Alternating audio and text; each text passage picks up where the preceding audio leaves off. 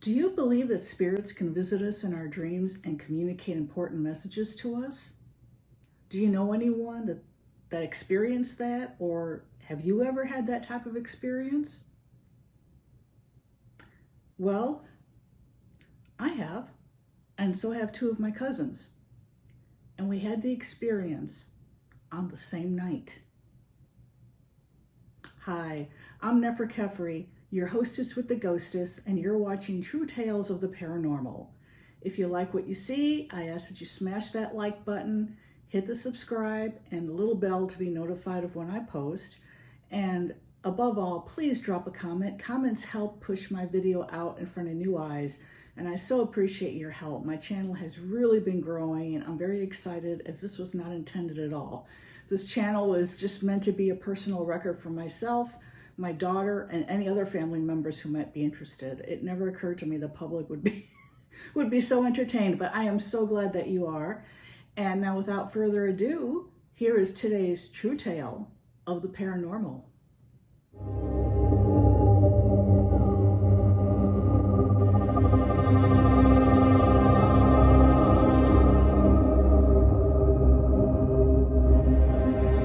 This particular experience centers around an aunt of mine.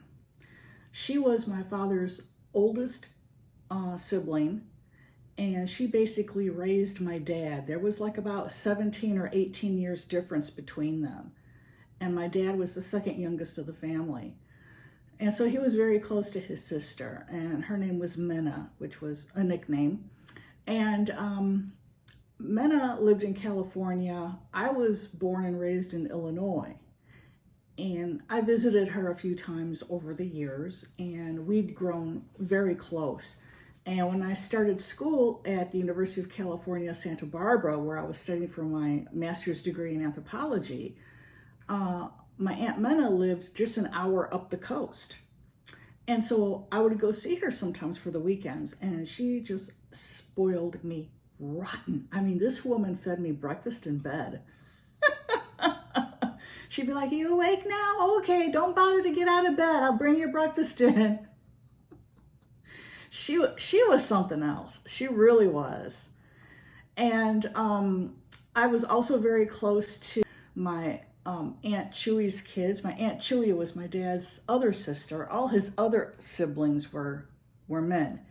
And Chewy and her kids lived in my hometown for a while. And so we kind of grew up together for a good like 10 years or so before they moved away. So I was really close with my cousin Rosa and my cousins Joe and Amado, and they were all siblings. And so I'd go up there for the weekends. I'd visit my Aunt Minna and her husband, my Uncle Philip, and then my cousins, and it was always a fun time. So I graduated UC Santa Barbara in 1989 and went off to study at UT Austin. And while I was studying in Austin for my doctorate degree, my aunt passed away. And the interesting thing about this is the day that she passed away, I had a big paper that was due for a seminar class I was taking. As I was finishing touches on the paper and getting it all together to print out, and you know how stressful that can be, that final printing of your paper. And so I'm kind of freaking out over it. And she popped into my head absently. And I was just like, oh, it's been a while since I called my aunt and uncle. I need to call them. I'll call them tomorrow. The course I was writing this paper for was an evening time seminar that ran from 7 to 10. So I had to get it done before I left for class at 6:30. And then by the time I got back at 10, I'd be too tired to call them. And I always would crash and burn after this seminar. So I finished the paper, got it turned in, came home, went to bed. Well, that night I dreamt about my aunt. And in the dream, she comes to see me in my apartment. And we sit down at the table and we're drinking a couple of coffees. And then she starts telling me about how much she loved me, that she always viewed me as the daughter that she never had. She never had a daughter. She had one son, and that was it. It was her only child. And she said, "I just want you to know how much it meant to me every time you came to visit me when you were in school. and that I so enjoyed having you around. And I really, really love your cousins, Rosa, Joe, and Amado. And I'm going to go see them now. And I'm like, oh, okay, Aunt Mena, it was wonderful to visit, you know. And she got up, I saw her to the door. And when she got in the doorway, she turned around and she gave me kind of a little odd smile. And then she says, and don't worry, I'll always be with you. I'm like, oh, thank you, Aunt Mena. I love you. She says, I love you too, Mija. And I saw her walk away. So the next morning I wake up and I'm remembering this dream, right? And I'm like, I definitely have to call my Aunt Mena because it kind of struck me as a little bit weird. You know, I don't have dreams of people coming to my door and visiting like that and then leaving and you know, my dreams are always tend to be kind of either adventure dreams, or I dream a lot about my angels and my spirit guides who help me with all sorts of problems. And so this was a very atypical dream for me. So I'm getting ready to call her and my phone rings and it's my mom. And my mom says, I need you to stop what you're doing and sit down for a minute. And I'm like, uh-oh. You always know when someone tells you that on the line, it's not going to be a nice phone call. And so I sit down and I said, what happened? And all of a sudden Aunt Mena popped into my head and I was thinking to myself, no. And my mom says, I'm really sorry, sweetie, but your Aunt Mena, during the night she passed away. And I'm like, I couldn't talk, you know.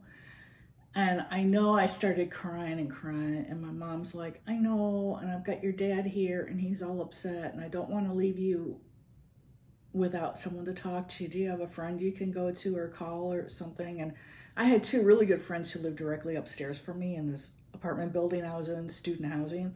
And I said, yeah, and I knew they were home. They would be home at the time. So I went upstairs, and they came back down and stayed with me in my apartment and fixed me some breakfast and kind of took care of me the first half of that day while I was having a really difficult time. Well, later on in the day, my cousin Rosa calls me. And she's kind of like the, I don't know. You know how in the olden days you had the town crier who would call out all the news having to do with that town because they didn't have newspapers? That's kind of like how Rosa is. She's our family's town crier. And whenever something happens in the family, she's the one who typically will get on the phone and call everybody and tell them someone's in the hospital or someone's been hurt or someone had a really great promotion at work and is doing this now or, you know, whatever. Well, she called me and I was like, Rosa, and before I even said anything, I said, yeah, I already know. She goes, yeah, did your mom call you? I said, yeah. She goes, yeah, I called your mom first thing in the morning to let her know because I know how close our aunt and your dad were. And I'm like, yeah. And she goes, yeah. She goes, your dad was really torn up on the phone.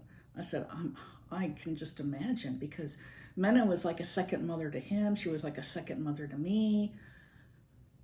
You know, so it was really heart-wrenching and to have had that dream, which I then realized was her final goodbye to me, it made her passing all the more poignant. You know, it was just incredibly touching to me that she would even make the effort to connect with me on any level, as she was clearly transitioning, you know, to the other side. She was on her way, and she made a point to come say goodbye to me. And then I said to Rosa, I said, I dreamt about our aunt last night, and I heard this sharp intake of breath. She just went, and then she says, so did I. And I'm like, really? And she says, and I just spoke with Joe and Amado, who were her brothers. And she said, they dreamt her too. I'm like, no way. And Rosa says, yeah. She goes, what happened in your dream? And I said, well, she came to see me and we sat down. And Rosa goes, yeah, that's what happened in our dreams. It's the same thing. She came to see us in our homes and sat down, and with me, I fixed her a sandwich and we sat down eating sandwiches. And I'm like, yeah, with me, I fixed her a coffee and we were sitting there drinking coffee. Our dreams were all pretty much identical. She had come to tell us how much she loved us, and that she would always be with us no matter what. And she would watch over us. 4 different people, all connected by blood, all having the same aunt. And we all had the almost identical visitation that night from her in our dreams.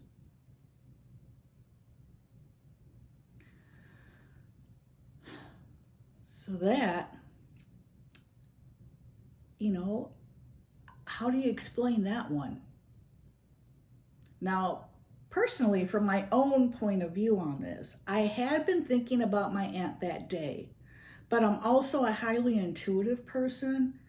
And sometimes when I get a strong urge to call someone, I know it's not good. And I know I should really call them. And it was only because I had that paper due at 7 that night that I didn't drop everything and call my aunt. And that's a regret I will always have. So if you ever get the strong urge to call someone or check on them, please, if it's at all possible, drop everything you're doing and reach out to them. You never know. That may be your final opportunity to speak to them. I mean, we just don't know. And as for how 4 people could have the exact same dream, the entire family firmly believes that my aunt did make the effort. And she came and saw her favorite nieces and nephews before she moved on to the other side. And I've also sensed her presence a number of times at important events in my life. So I know she's still there, and I know she's still watching over me. You probably have departed loved ones watching over you too. And just because it may not be a part of your belief set, it doesn't mean that it doesn't happen. So I thank you for watching. This is Nefer Kefri, your hostess with the ghostess of True Tales of the Paranormal. And if you've enjoyed this video, I ask that you please drop a comment. Let me know if you've ever had a dream visitation or anything like that, or even a shared dream with someone. That's a whole other phenomena, of course, which I've also experienced. I thank you so much for stopping by, and I'm wishing you all a wonderful day ahead. You've been watching True Tales of the Paranormal.